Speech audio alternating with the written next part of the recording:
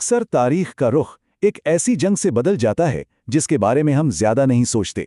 16वीं सदी में भी हिंदुस्तान की किस्मत का फैसला एक ऐसे ही तंग पहाड़ी दर्रे में हुआ। ये थी हल्दी घाटी की जंग, एक ऐसी टक्कर जिसकी गूंज आज तक सुनाई देती है।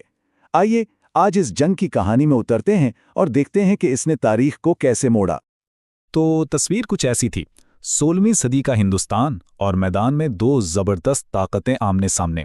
एक तरफ मुगलिया सल्तनत जो तेजी से फैल रही थी और उनका इरादा पूरे बरे-सगीर पर कब्जा करना था, और दूसरी तरफ राजपूत रियासतें जो अपने उसूलों, अपनी आज़ादी और अपनी सदियों पुरानी जंगी रिवायात के लिए हर कीमत पर लड़ने को तैयार थीं। तो चलिए जरा गौर से देखते हैं कि ये टक्कर हुई क्यों, इसके पीछे कौन था और क्या वजह थी। बात शुरू होती है शहंशाह अकबर से। उन्होंने बहुत ही तेजी से अपनी सल्तनत को फैलाया। देखिए, 1556 में पानीपत की दूसरी जंग जीती, मुगल हुकूमत वापस आ गई। फिर 1559 तक सूर सल्तनत का पूरा सफाया कर दिया और शुमाली हिंदुस्तान में सबसे बड़ी ताकत बन गए। यहाँ तक कि 1560 में अपने नायब बैरम खान को भी हराकर खुद मुकम्मल इख्तियार हासिल कर लिया। तो अब जब सारे दुश्मन रास्ते से हट गए तो उनकी नज़र कहाँ पड़ी? बिल्कुल राजपूत रियासतों पर। अब जरा राजपूतों की बात करें। उनका जंग करने का अंदाज ही अलग था। उन्हें कदीम स्पार्टन से मिलाया जा सकता है, एक ऐसा माशरा जहां हर मर्द एक सिपाही के तौर पर पला बड़ा था। उनके लिए इज्जत और बहादुरी से बढ़कर कुछ नहीं था। उनकी फौज का दारोमदार घोड़ों पर था, तेज रफ्तार कैवलरी, साथ में वो जंगी हाथी भी इस्तेमाल करते थे। और जब दिफा की बात आती तो उनके भारी किलाबंद किले उनकी आखिरी उम्मीद होते थे। लेकिन सवाल यह है कि बात जंग तक कैसे पहुंची? क्यों डिप्लोमेसी फेल हो गई? चलिए इसकी वजह जानते हैं। देखिए, इस पूरी कहानी में एक बहुत बड़ा किरदार था पैसा, यानी मईशत। गुजरात के जो तिजारती रास्ते थे वो मुगल सल्तनत के लिए आप कह सकते हैं शहरक की तरह थे। क्यों? क्योंकि यही रास्ते उन्हें समुद्री बंदरगाहों से और फिर पूरी दुनिया की मंडियों से जोड़ते थे।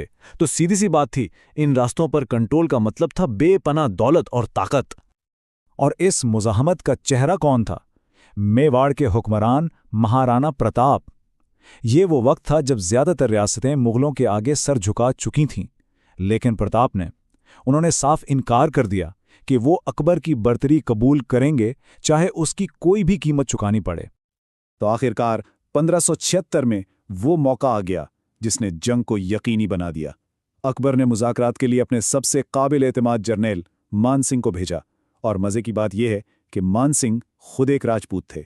लेकिन जब प्रताप ने घुटने टेकने से इनकार कर दिया तो फिर फैसला तलवारों ने ही करना था। अब आते हैं इस जंग के एक ऐसे पहलू पर जिसे अक्सर गलत समझा जाता है। क्या ये वाकई एक मजहबी जंग थी या इस कहानी में कुछ और भी था?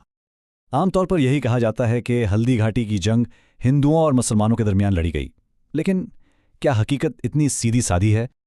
असल में हकीकत इससे कहीं ज्यादा पेचीदा है। अगर हम तारीखी सबूत देखें तो पता चलता है कि महाराणा प्रताप की फौज में अफगान मुसलमान सिपाही भी लड़ रहे थे, और दूसरी तरफ मुगल फौज की कमान कौन कर रहा था? एक हिंदू राजपूत मान सिंह, और उनकी फौज में हजारों हिंदू राजपूत शामिल थे।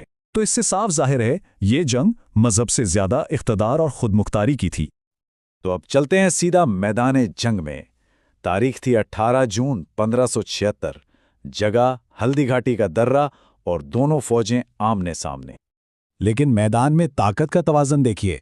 मुगलों के पास थी 10,000 की फौज और उनके मुकाबले में प्रताप के पास सिर्फ 3,500 सिपाही।